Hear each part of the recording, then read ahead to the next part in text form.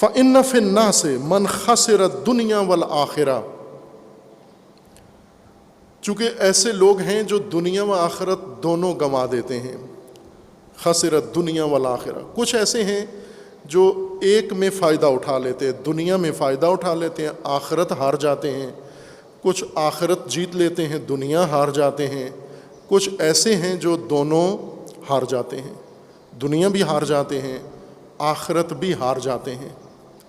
امام علیہ السلام فرماتے ہیں فَإِنَّ فِي النَّاسِ مَنْ خَسِرَ الدُّنْيَا وَالْآخِرَةَ، دنیا اور آخرت کے دیوالیے جو دیوالیہ ہو چکے ہیں، دنیا و آخرت لٹا چکے ہیں، خسارے میں جا چکے ہیں، تباہ کر چکے ہیں، برباد کر چکے ہیں دنیا و آخرت دونوں.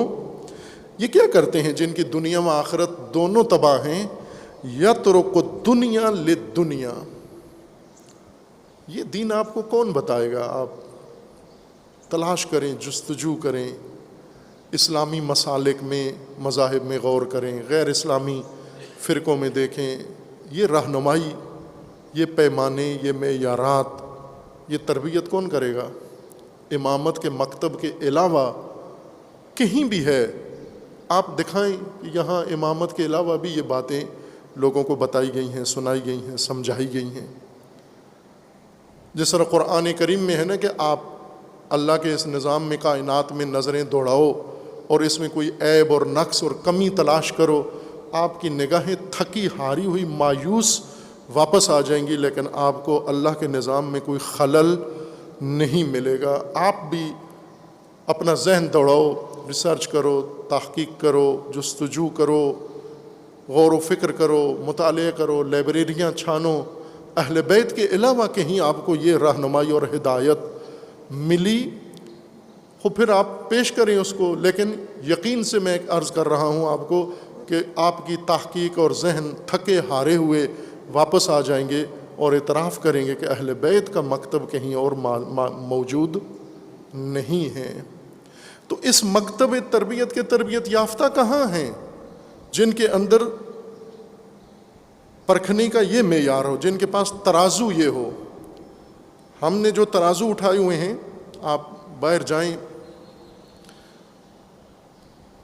ریڈیو والوں سے آپ کوئی چیز خریدیں، وہ آپ کو پوری تول کے دے گا. گھر میں آ کے اس کو تولیں، آپ کو پوری نہیں ملے گی، کیونکہ ریڈی والے نے ترازو اپنا ایسا بنایا ہوا ہے جس میں کم تولتا ہے. وہ ہر ایک نے، دکانداروں کے پاس جائیں، ساری ڈنڈی انہوں نے ترازو میں ماری ہوئی ہے.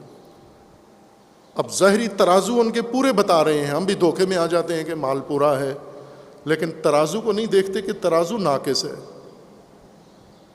اس خراب ترازو کے مطابق تو میرا سودا ٹھیک ہے، لیکن ترازو ٹھیک نہیں ہے. ہم جن ترازوؤں سے پرکھتے ہیں اپنے آپ کو، لوگوں کو، معاشرے کو، علماء کو، مجتہدین کو، وہ ترازو کون سا ہے؟ وہ ٹھیک ہے؟ وہ یہ ریڈی والے کی طرح تو نہیں ہے کہیں. ترازو پہلے دیکھو، ترازو کہاں سے لینا ہے؟ امام زین العابدین علیہ السلام سے، سید ساجدین علیہ السلام سے. اس ترازو پہ شخصیتیں پرکھو، رہنما پرکھو، قائدین کو پرکھو، سربراہوں کو پرکھو، اپنے پیشواؤں کو ان ترازوؤں پر پرکھو.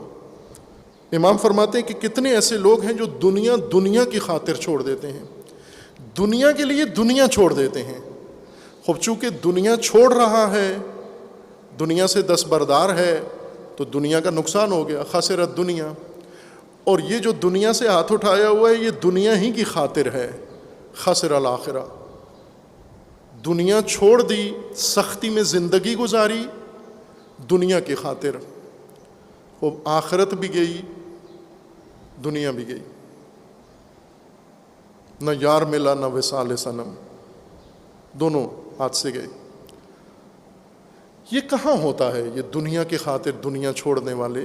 باریک بنو، امامت کے مکتب کی تیزی اپنے ذہنوں میں ایجاد کرو. امام صادق علیہ السلام کا فرمانا ہے کہ جب دیکھو یہ مومن کاروبار میں تیز ہیں، دین میں سادہ، تو سمجھ لو یہ گمراہی کا شکار ہیں. یہ جو تیزی کاروبار میں ہے نا آپ کے اندر، کوئی دھوکہ دے سکتا ہے کاروبار میں آپ کو؟ سب مل کے آ جائیں، جن و بشر، اور آپ کو کاروبار میں دھوکہ دینا چاہیں، نہیں دے سکتے آپ کو. لیکن دین میں کیوں ہو جاتا ہے ایسے؟ سیاست میں کیوں ایسے ہو جاتا ہے؟ وہاں کیوں ہمیں دھوکہ مل جاتا ہے؟ وہاں ترازو استعمال نہیں کرتے. کاروبار میں ہم نے ترازو رکھا ہوا ہے, اس پہ ہم تولتے ہیں ہر چیز کو.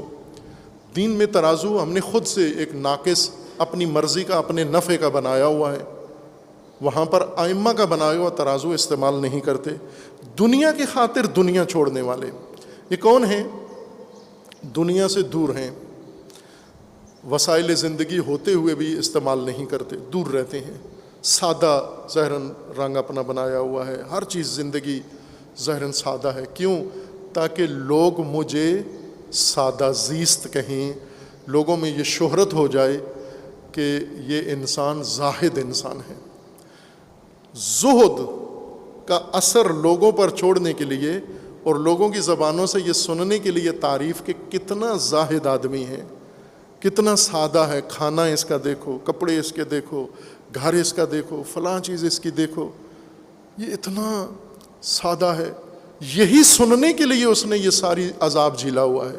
اس کو ساری چیزیں, اچھے کپڑے اچھے لگتے ہیں, اچھا کھانا اچھا لگتا ہے. وہ شیخ سعدی کا مقولہ تو سنایا ہوا ہے نا آپ کو, کہ شیخ سعدی نے ذکر کیا کہ وہ ایک شخص واز کر رہا تھا, تو اس نے پہلے ایک واقعہ ہو چکا تھا کہ ایک شخص کا گدھا گم ہو گیا.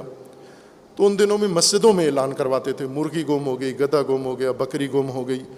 تو اس نے مولانا کو آ کے کہا کہ میرا گدھا گم ہو گیا ہے, ان نشانیوں والا ہے, آپ دوران واز پوچھ لیں لوگوں سے, کسی کو نظر آیا ہو تو مجھے بتا دیں. اس نے کہا ٹھیک ہے, چونکہ کرتے تھے روزانہ یہ کام.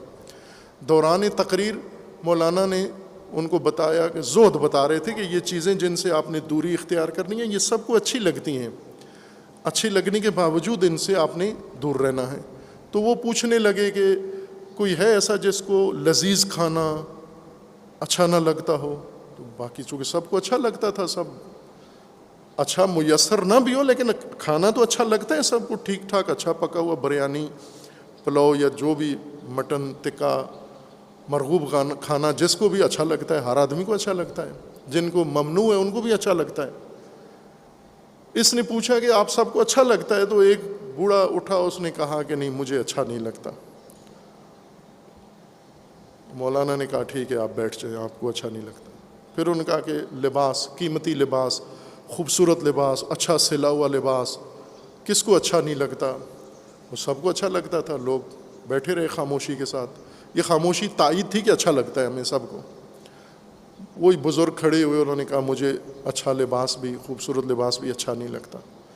انہوں نے کہا گھر, خوبصورت گھر کس کو اچھا نہیں لگتا؟ وہ پھر کھڑے ہوئے, مجھے اچھا نہیں لگتا. انہوں نے کہا خوبصورت بیوی کس کو اچھی نہیں لگتی؟ پھر بزرگ کھڑے ہوئے کہ مجھے اچھی نہیں لگتی. تو مولانا نے کہا کہ وہ جس کا گدھا گم ہوا تھا, ڈھونڈ رہا تھا, وہ مل گیا ہے, یہ بیٹھا ہوا ہے, یہ کہ اس کو کوئی اچھی چیز اچھی نہیں لگتی. یہ تو مرغوب چیزیں ہیں, سب کو اچھی لگتی ہیں. اب ان سے کیوں دور ہو آپ؟ اس لیے دور ہیں یہ کہلانے کے لیے کہ دیکھو کتنا زاہد انسان ہے. یہ زہد کے چرچے ہوں میرے, تقویٰ کے چرچے ہوں میرے, سادہ زیستی کے, سادہ زندگی کے چرچے ہوں میرے, یہ چرچے سننا پسند ہوتا ہے اس کو. یہ دنیا ہے. اس شہرت کے لیے مجھے عالم کہیں, مجھے علامہ کہیں, مجھے فلاں کہیں, میرا یہ ذکر ہو, یہ خود دنیا ہے. اس کی خاطر اس نے ہر اچھی چیز چھوڑی ہوئی ہے. دنیا چھوڑ دی تاکہ زاہد کہلائے. یہ ترک دنیا للدنیا ہے. خوب ایسے زاہدین آپ کو بہت ملیں گے. ترک دنیا برائے دنیا, یہ خسرت دنیا والآخرہ ہے. امام فرماتے ہیں کہ اس کو ایسے لوگ ہیں جو دنیا و آخرت دونوں ہار بیٹھے ہیں, دنیا کو دنیا کے لیے چھوڑتے ہیں. وَيَرَى أَنَّ لَذَّةَ الرِّيَاسَةِ الْبَاطِلَةِ حَتَّى إِذَا قِيلَ لَهُ اتَّقِ اللَّهَ أَخَذَتْهُ الْعِزَّةُ بِالْإِثْمِ فَحَسَبُهُ جَهَنَّمُ وَلَبِئْسَ الْمِهَادُ. یہ وہ شخص ہے جس کو ریاست باطلہ, مذہبی ریاست, دینی ریاست, معنوی ریاست, روحانی ریاست, سیاسی ریاست, معاشرتی و سماجی ریاست, صدارت, بزرگی, یہ اس کو بہت پسند ہے. اگر میں دنیا چھوڑوں اور سب مجھے اپنا روحانی پیشوا مان لیں, یہ اس کو بہت زیادہ, چونکہ روحانی پیشوا میں جو لذت ہے وہ مرغی میں اور اس کی ران میں نہیں ہے، وہ پراٹھے اور بریانی میں وہ لذت نہیں ہے کہ جب اس کو آتا ہے سارا مجمع اٹھ کے کھڑا ہو جاتا ہے، سب اس کو آ کے کہتے ہیں آپ ہمارے پیشوا ہیں، آپ ہمارے بزرگ ہیں، آپ رئیس ہیں ہمارے. یہ لذت انسان کو جو محسوس ہوتی ہے یہ کسی اور چیز کے اندر لذت نہیں.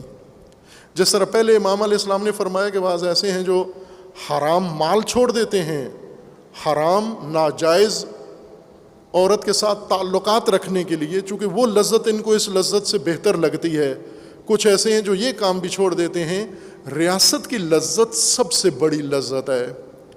اس میں جو لطف آتا ہے انسان کو، بھوکا ہے، کھانا نہیں کھایا، کیوں نہیں کھایا؟ چونکہ روحانی پیشوا بننا چاہتا ہے، مقدس مآب بننا چاہتا ہے، زہد فروش بننا چاہتا ہے. اور جب لوگ متاثر ہو جاتے ہیں اس سے اور اسے بنا لیتے ہیں اپنا پیشوا، پھر جو یہ لذت اٹھاتا ہے دنیاوی، یہ دنیاوی لذت ہے. اپنے آپ کو ہلاکتوں میں ڈال کے یہ شہرت حاصل کرنا چاہتے ہیں.